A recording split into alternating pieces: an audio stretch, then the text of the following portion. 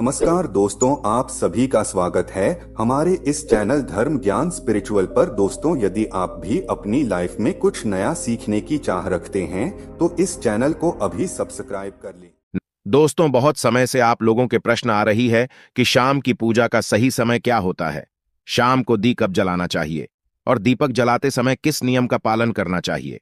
अगर हम शाम को दीपक जलाते हैं तो क्या हमें स्नान करना आवश्यक है, मतलब शाम की पूजा बिना स्नान किए कर सकते हैं या नहीं कर सकते हैं, और शाम को घर में कितने दीपक प्रज्वलित करने चाहिए, कहाँ कहाँ दीपक प्रज्वलित करना चाहिए, दीपक जलाने का मंत्र क्या होता है, घर की परेशानियों को दूर करने के लिए और किसी विशेष मनोकामना को पूर्ण करने के लिए दीपक किस प्रकार से प्रचलित करना चाहिए।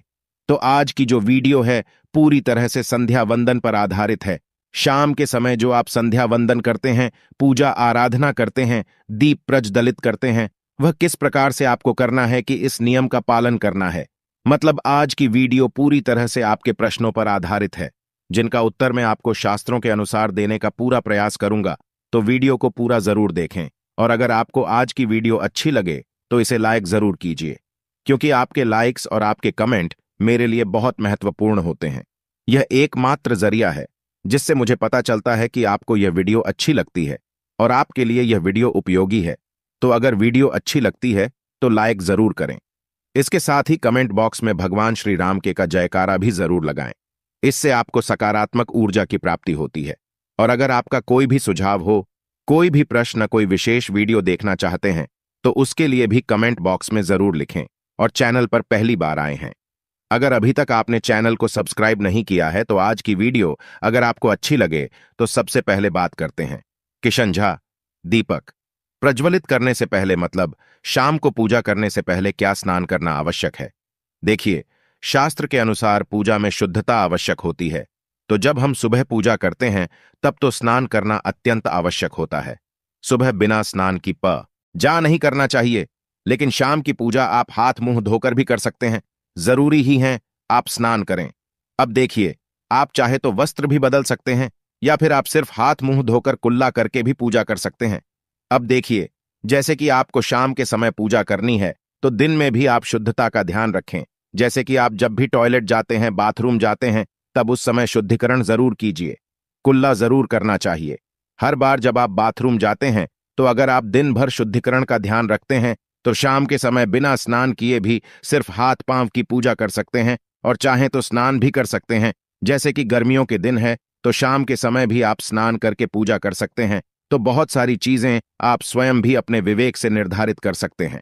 अगला प्रश्न है आपका कि शाम की पूजा में दीपक इस समय जलाना चाहिए।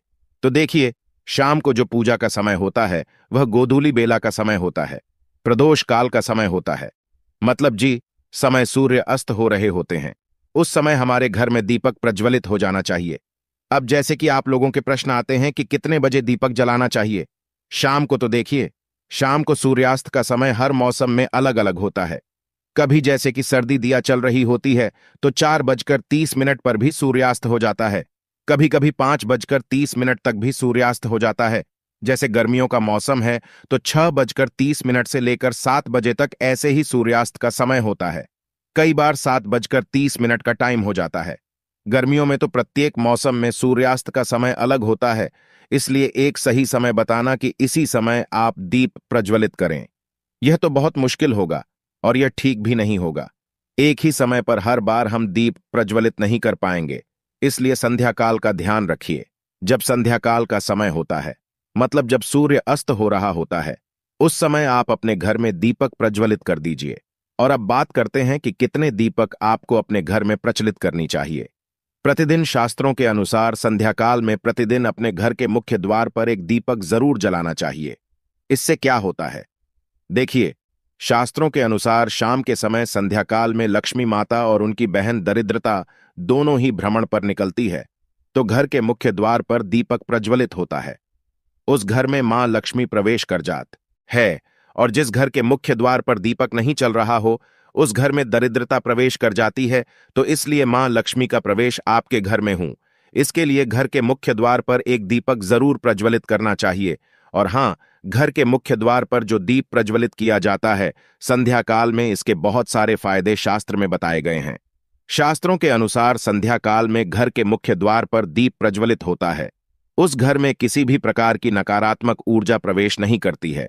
कोई भी वास्तु दोष आपके घर में हो, अगर आप मुख्य द्वार पर दीप प्रज्वलित करते हैं तो समस्त प्रकार के वास्तु दोष से मुक्ति मिल जाती है। और अगर आपके घर में पितृदोष है, जिसकी वजह से परेशानियां आपके घर में बनी हुई है, तो घर के मुख्य द्वार पर जो हम दीप प्रज्वलित करते हैं, इससे घर का पितृदोष भी समाप्त हो जाता है। और इसके अलावा घर में किसी भी प्रकार की अशांति रहती हो, या फिर आपके घर में बीमारियां बहुत रहती हैं, कलह रहता है, आर्थिक तंगी रहती है, तो घर के मुख्य द्वार पर हम दीप प्रज्वलित करते हैं तो समस्त प्रकार की परेशानियों से, दुखों से आपको मुक्ति मिल जाती है। इसलिए घर के मुख्य द्वार पर दीप प्रज्वलित करना अत्यंत आवश्यक होता है। तो शास्त्रों के अनुसार घर के मुख्य द्वार पर एक दीपक अवश्य ही होना चाहिए, और बाद कई दूसरे दीपक की तो दूसरा दीपक आपको अपने घर की तुलसी के पास प्रज्वलित करना चाहिए। शास्त्रों के अनुसार अगर शाम के समय संध्या काल में तुलसी की जड़ के पास अंधेरा रहता है, ऐसे घर में दरिद्रता का स्थायी वास जा आता है। और जिन घरों में शाम के समय तुलसी के पास दीप प्रज्वलित किया जाता है, ऐसे घर में लक्ष्मी का वास होता है। श्री हरि विष्णु सहित महालक्ष्मी ऐसे घरों में वास करती है, तो प्रयास करना चाहिए कि शाम के समय तुलसी के पास एक दीपक अवश्य प्रज्वलित करें।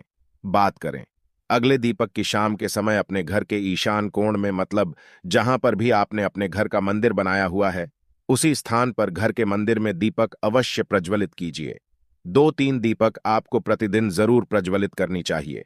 और अगर आप तीनों दीपक प्रतिदिन प्रज्वलित करते हैं तो विश्वास रखिए, आपके घर की बहुत सारी परेशानियां वह यहीं समाप्त हो जाती हैं। और अब बात करते हैं अगले प्रश्न के बारे में, जो आप लोगों के हमेशा प्रश्न आते हैं कि दीपक किस चीज से प्रज्वलित करना चाहिए। सरसों का तेल डाल सकते हैं या नहीं, या फिर तेल प्रयोग करना चाहिए, या फिर शुद्ध घी का, गाय के घी का, किस चीज से हम दीपक प्रज्वलित करें। तो देखिए, शास्त्रों के अनुसार सरसों के तेल का दीपक हर जगह प्रज्वलित नहीं करना चाहिए।